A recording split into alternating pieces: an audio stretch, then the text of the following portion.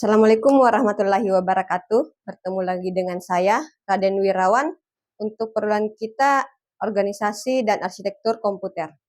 Jadi hari ini kita sudah memasuki pertemuan yang ketiga ya untuk mata kuliah kita. Jadi hari ini kita akan membahas tentang Central Processors Unit. Jadi tujuan pembelajaran kita hari ini yaitu pertama, mahasiswa mampu memahami struktur dan fungsi dari CPU. Kemudian, mahasiswa juga mampu memahami keterkaitan elemen-elemen pendukung CPU dalam proses pengelolaan. Ya, jadi itu untuk materi kita hari ini yang berhubungan dengan CPU. Sebagaimana yang sudah saya jelaskan sebelumnya, bahwa minggu depan kita akan membahas tentang Central Processing Unit. Oke. Tapi sebelum kita memasuki materi hari ini, alangkah baiknya kalau misalnya kita mengingat kembali pertemuan kita sebelumnya tentang konsep dasar organisasi dan arsitektur komputer serta evolusi generasi-generasi komputer. Ada yang masih ingat apa yang bisa membedakan organisasi komputer dan arsitektur komputer? Ya. Oke, jadi sembari mengingat dan membuka materi-materi yang sebelumnya yang sudah dibagikan di kelas, ya, saya membahas kembali bahwa organisasi komputer itu dia berkenan dengan interaksi antar komponen yang terdapat dalam sebuah sistem komputer, ya. Jadi di sini interaksinya untuk menjalankan sebuah proses. Sedangkan arsitektur ya, masih arsitektur komputer, arsitek ya, jadi perancang atau programmernya. Jadi di sini dia berkaitan dengan ciri komputer ya, yang berkaitan langsung dengan programmer.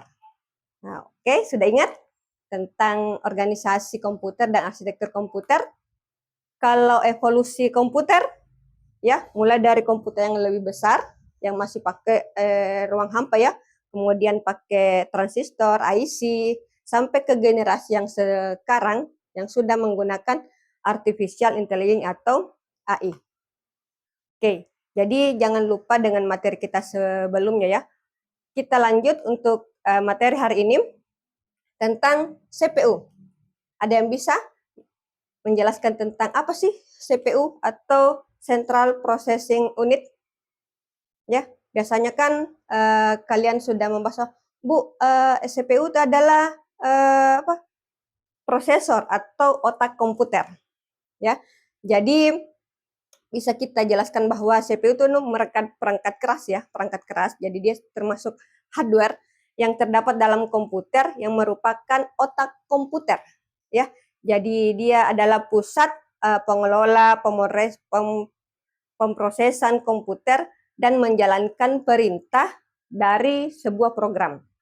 Ya, jadi CPU ini kan juga disebut dengan prosesor.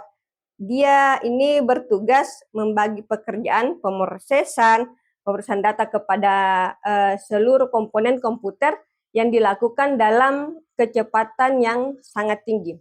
Ya, jadi beda dengan kita ya, seperti dengan otak kita ya. Untuk biasanya bilang, kenapa otak saya berbeda yang saya pikirkan dengan apa yang saya ucap?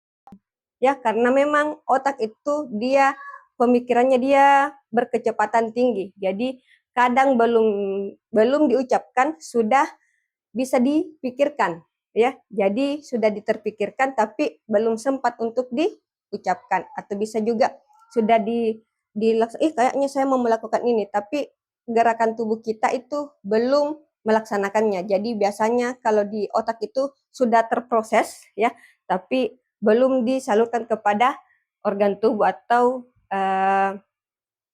tubuh kita ya. Jadi sama dengan CPU atau prosesor, dia bertugas untuk membagikan pekerjaan pemrosesan data kepada seluruh komponen komputer.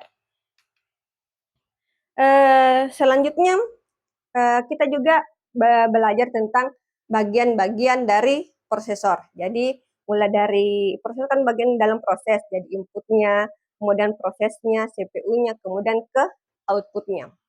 Jadi di sini saya sudah lampirkan materinya.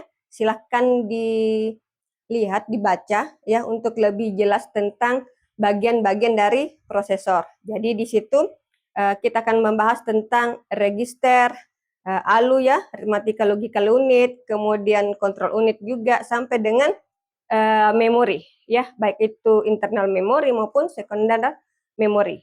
Ya, jadi di materi itu sudah jelas untuk setiap penjelasan di bagian-bagian prosesor. Selanjutnya, ya kalian juga harus paham apa fungsi utama dari CPU. Ya, jadi kita bisa jelaskan yang tadi sudah tersirat ya di dalam definisi dari CPU. Jadi fungsi utamanya itu dia cuma menjalankan program dan proses mengeksekusi program. Ya, jadi dia cuma menjalankan dan mengeksekusi program. Jadi kalau dia menjalankan program itu dia akan disimpan dulu dalam sebuah memori utama, kemudian dengan cara mengambil instruksi-instruksi, jadi dia semacam mengambil instruksi untuk menguji instruksi tersebut apakah dieksekusi satu persatu atau sesuai dengan alur perintahnya. Ya, kalau setelah itu dia akan dieksekusi. Ya, jadi setelah kita mengolah instruksinya, terdapat dua langkah, ada yang namanya operasi pembacaan dan ada juga operasi pelaksanaan instruksi. Ada fetch dan ada execute. Ya, nah, itu adalah fungsi dari CPU. Oke, untuk terakhir sebagai bahan diskusi kita, setiap mahasiswa coba berikan pendapat Anda secara secara singkat, disesuaikan dengan materi yang saya bagikan yang ada di linknya nanti. Itu bagaimana sih cara kerja CPU ya. Itu saja untuk hari ini, kita hari ini. Lebih dan kurangnya mohon maafkan, dan untuk selanjutnya kita langsung ke kolom komentar dilanjutkan untuk sesi diskusinya. Jadi untuk di komentar itu juga masuk di sesi absensi. Oke, terima kasih. Sampai bertemu di pertemuan selanjutnya. Assalamualaikum warahmatullahi wabarakatuh.